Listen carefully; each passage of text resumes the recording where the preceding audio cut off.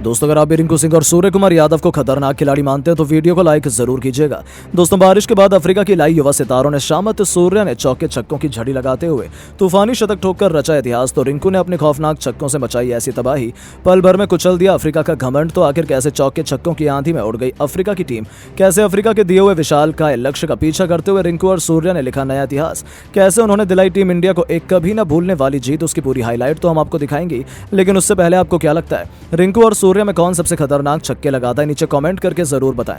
दोस्तों, डरबन के मैदान पर जब घमंड में चूर अफ्रीका की टीम का सामना करने का हमें मौका मिला, वो भी उनकी सरजमी पर, तब पहले टी20 मुकाबले में एक ऐसा जबरदस्त घमासान हुआ जिसने अफ्रीका की जड़ों को हिलाकर रख दिया। हालांकि पहले तो लगा था ये मुकाबला शुरू ही नहीं हो पाएगा, काफी लंबा इंतजार करना पड़ा, लेकिन फैंस की दुआओं का असर हुआ और मुकाबले को शुरू किया गया। लेकिन अफ्रीका को उसके बाद केवल आंसू ही नसीब हुए। सबसे पहले तो टॉस जीतकर कप्तान सूर्या ने अफ्रीका को बल्लेबाजी करने का न्योता दिया, लेकिन यह फैसला हम पर ही भारी पड़ा, क्योंकि अफ्रीकी बल्लेबाजों ने टीम इंडिया की जमकर धज्जियां उड़ाई। यहां तक कि डेविड मिलर ने तो केवल 58 गेंद पर 106 रनों की तूफानी पारी खेलकर भारतीय टीम को दिन में तारे दिखा दिए थे। तो उनके कप्तान एडन मार्करम ने भी तूफानी 58 रन केवल 34 गेंद में बनाए, और उन्हीं की आतिशी बल्लेबाजी का नतीजा था कि भारतीय टीम के सामने 208 रनों का एक पहाड़ जैसा लक्ष्य खड़ा था। इसका पीछा करने उतरी टीम इंडिया की शुरुआत भी जबरदस्त नहीं थी।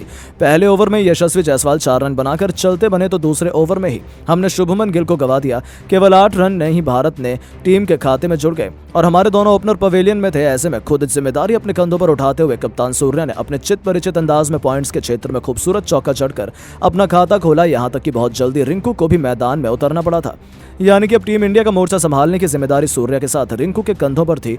हम जीत से काफी दूर थे, लेकिन सूर्य कमाल की फॉर्म में लग रहे थे।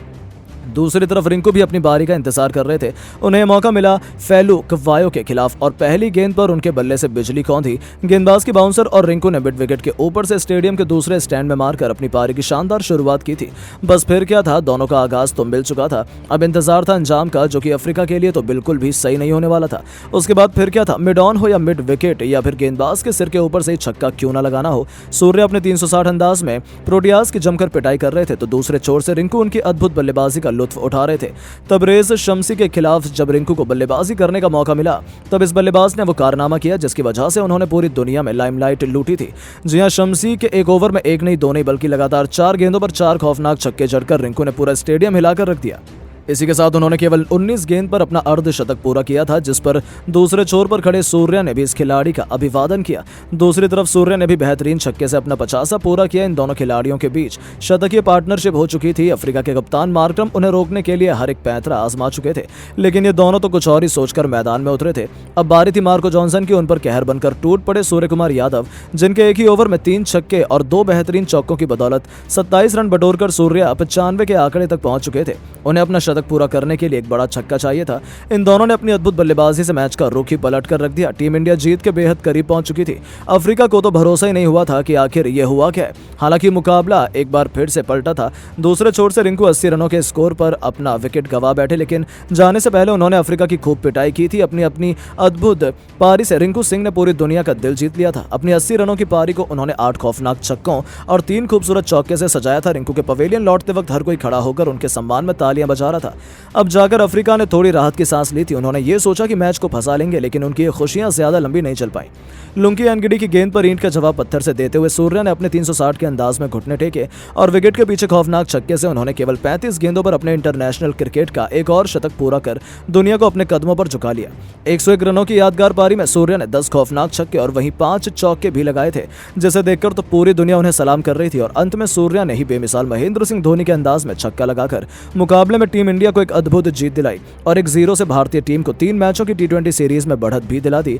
जहां रिंकू और सूर्य की अद्भुत बल्लेबाजी का ही नतीजा था कि भारत ने अफ्रीका को हराया और इतिहास लिख दिया। लेकिन दोस्तों, अब आपको क्या लगता है कि टीम इंडिया क्या इसी तरीके से अफ्रीका को 3 मैचों की टी20 सीरीज में 3-0 से क्लीन स्वीप करेगी? हमें नीचे कमेंट करके जरूर बताएं। ऐसे में जब बारिश रुकती है तो काफी समय बीत जाता है, लेकिन मुकाबला रद्द होने का समय हो चला था, और फैंस और खिलाड़ियों की मायूसी को देखते हुए अंपायर और रेफरी 5-5 ओवरों का एक रोमांचक मुकाबला करने का फैसला लेते हैं, जहां बल्लेबाजी करने का मौका अफ्रीका को दिया जाता है और मेजबान टीम के लिए पारी की शुरुआत करने रीजा हेंड्रिक्स के साथ हेनरी क्लासेन की जोड़ी पारी की शुरुआत करने के लिए आती है। आते ही पहले ही ओवर में मोहम्मद सिराज का स्वागत चौके से कर क्लासेन ने अपने तेवर दिखा दिए। जाते जाते ओवर की आखिरी गेंद पर रीजा ने भी एक तूफानी छक्के से अपना खाता खोलकर पहले ओवर में 13 रन बटोर लिए। साफ तौर पर देखा जा सकता था कि अफ्रीका किसी भी कीमत पर जीत का सपना सजाकर मैदान में उतरी, लेकिन जैसे ही अगले ओवर में अर्शदीप आते हैं, एक के बाद एक लगातार 2 गेंद पर उन्होंने पहले रीजा हेंड्रिक्स और उसके बाद एडम मार्कम को चलता कर अफ्रीका की कमर तोड़ दी। लगातार 2 झटकों से अफ्रीका मुसीबत में थी। ऐसा लगा टीम इंडिया तो आसानी से उन्हें कुचल कर रख देगी, लेकिन यह मुकाबला इतनी दफा पलटने वाला किसी ने सोचा नहीं था। नंबर 4 पर बल्लेबाजी करने आए डेविड मिलर ने क्लासेन के साथ मिलकर अपनी पारी को आगे बढ़ाना शुरू किया। पहले तो उन्होंने संभल कर खेला।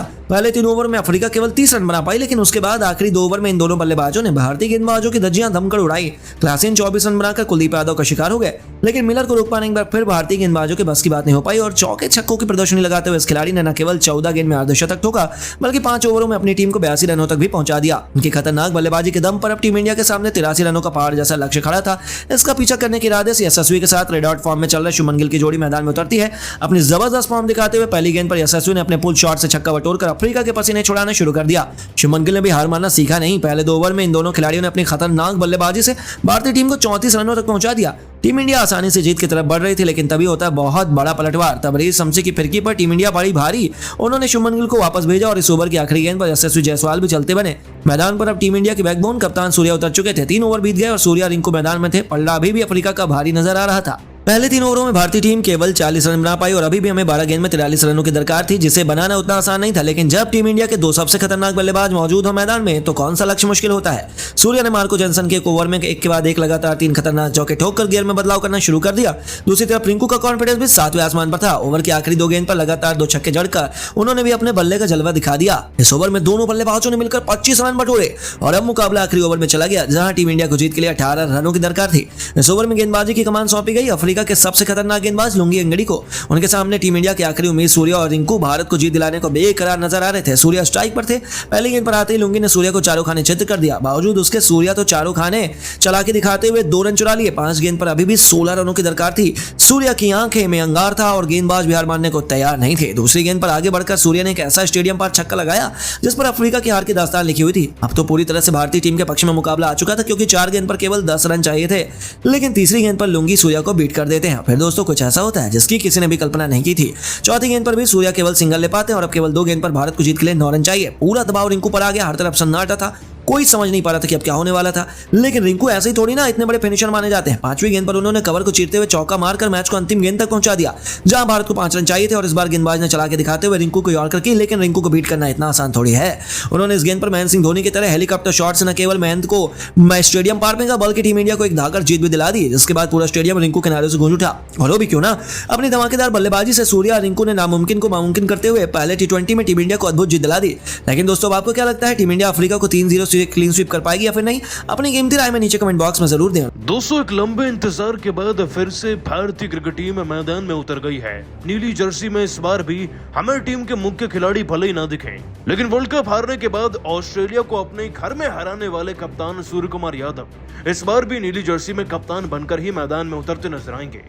दोस्तों भारत इस समय साउथ अफ्रीका दौरे पर है। कहने को तो ये फुल फ्लेज दौरा है और न्यू ईयर तक यहाँ पर हमें सारे तरीके के मैच खेलने हैं, T20, वनडे व टेस्ट।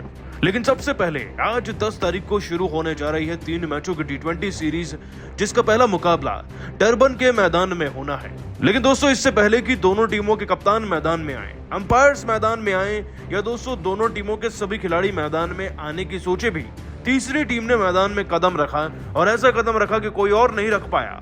दोस्तों बात कर रहे हैं मैदान में हो रही बारिश की, उस बारिश की जो टॉस से न जाने कितनी देर पहले से हो रही है। दोस्तों आपकी जानकारी के लिए बता दें कि मैदान में अभी अंपायर तो दूर की बात, दर्शक भी आए नहीं थे, लेकिन बारिश उससे पहले ही आ चुकी थी, यानी कि मैदान को पहले से ही कवर किया जा चुका था। लेकिन भारत के अनुसार 7 बजे ठीक इस मुकाबले के लिए टॉस हो जाना चाहिए था, लेकिन बारिश इतनी ज्यादा थी कि मैदान में से कवर्स हटाए ही नहीं गए, जिसके चलते टॉस भी नहीं हो सका। क्योंकि दोस्तों टॉस करने से पहले भी मैदान का मुआयना होगा, क्योंकि यदि अगर टॉस हो भी गया तब भी मैच शुरू नहीं होगा और तब तो ओवर्स और ज्यादा गति से कटेंगे।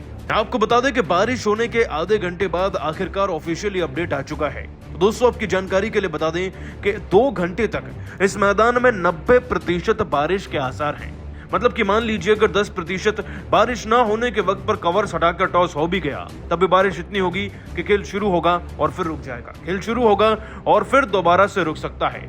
और दोस्तों इसी तरीके से अगर ऐसा होता रहा तो 2 घंटे नहीं बल्कि टॉस के बाद से ही ओवर्स कटने शुरू हो जाएंगे। और टॉस होने के बाद अगर मैच शुरू हो गया और इस तरीके की परिस्थिति बनती है तो दोस्तों इस बात में कोई शक नहीं कि मुकाबला 20 ओवर का तो नहीं होगा, फिर या तो इसे 15 या 10 तक का भी कराया जा सकता है। और यदि इस मुकाबले की शुरुआत ही लेट होती है तब इसके रद्द होने के चांसेस ज्यादा बन जाएंगे, क्योंकि दोस्तों अमूमन तौर पर ऐसा ही होता है कि जिस मुकाबले का टॉस ना हो और बारिश लगातार हो रही हो तो अंपायर्स मैच को रद्द करने का भी फैसला ले लेते हैं। लेकिन फिलहाल के तौर पर अगर 1 घंटे की देरी से मुकाबला शुरू होगा तब भी ओवर्स में कटौती होगी।